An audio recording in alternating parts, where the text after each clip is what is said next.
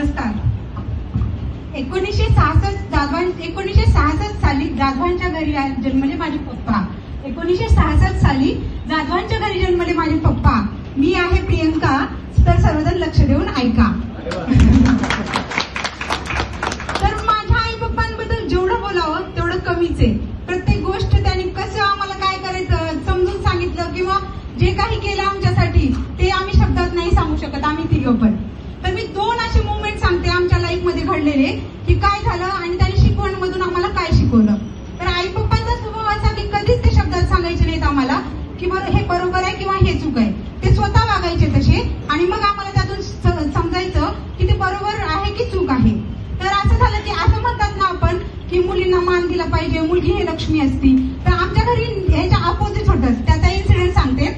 माझा हा भाऊ आहे ना छोटा ऋषी, हा एके दिवशी खूप असा म्हणजे तोंड एकदम छोटं करून दिवसभर बसला होता. आम्हाला कोणालाच लक्षात येत नव्हतं की हा का असं बसलाय. मग माझं एके ताईने विचारलं की का रे तू शांत का बसलेस. तर त्यानं मला आज माझा बर्थडे. मग आम्ही असं केलं की केक आणला आणि मग त्याचा बर्थडे सेलिब्रेट केला. पण त्याच्या मागे गोष्ट अशी आहे की माझा बर्थडे असतो 20 ऑक्टोबरला आणि माझ्या बहिणीचा बर्थडे असतो 31 ऑक्टोबरला. पण पप्पा नेहमी आमचे ज्यावेळेस बर्थडे असतात ना त्यावेळेस म्हणतात प्रियंका तुझा 20 दिवस झाला बर्थडे राहिलाय, 18 दिवस 17 दिवस असं काउंट करतात. म्हणजे पप्पांनी आई पप्पांनी हे प्रूव्ह करून दाखवलं. त्यांच्यासाठी आम्ही दोघी म्हणजे तो पण बरोबरच आहे, पण आम्ही दोघी जे आहेत ते खरंच लक्ष्मी आहेत.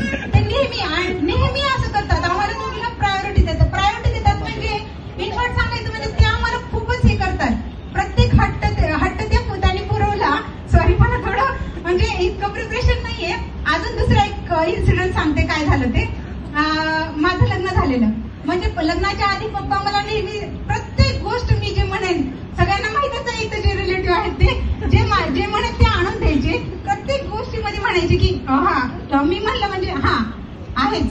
मग नंतर असं झालं लग्न झाल्यानंतर कधीच मला पप्पाने त्याआधी सांगितलं नव्हतं की काय करायला पाहिजे काय नाही. लग्न झाल्यानंतर फर्स्ट टाइम मी आल्यानंतर मग मला पप्पा असं म्हणतात, पप्पाने मला फर्स्ट टाइम त्यावेळेस सांगितलं की प्रियंका जे तू हट्टीपणा करते किंवा जे चिडचिड करते जे रागवते ते तिथं नाही करायचं.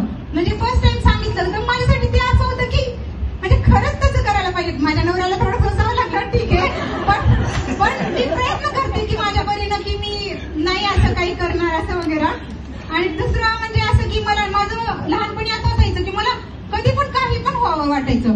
म्हणजे ही शॉर्ट सांगायचं म्हणजे आमच्या आई आणि सर होते मॅथचे, त्यांना बघून मला मॅथचं टीचर व्हावं वाटायचं. जाधव सरांना बघून मला म्हणजे प्रत्येक सर आमच्या इथे लोकमान्य शाळेचे प्रत्येक सर आहेत ना पाठीमागे बसलेले त्यांना बघून मला त्यांच्यासारखं टीचर व्हावं वाटायचं.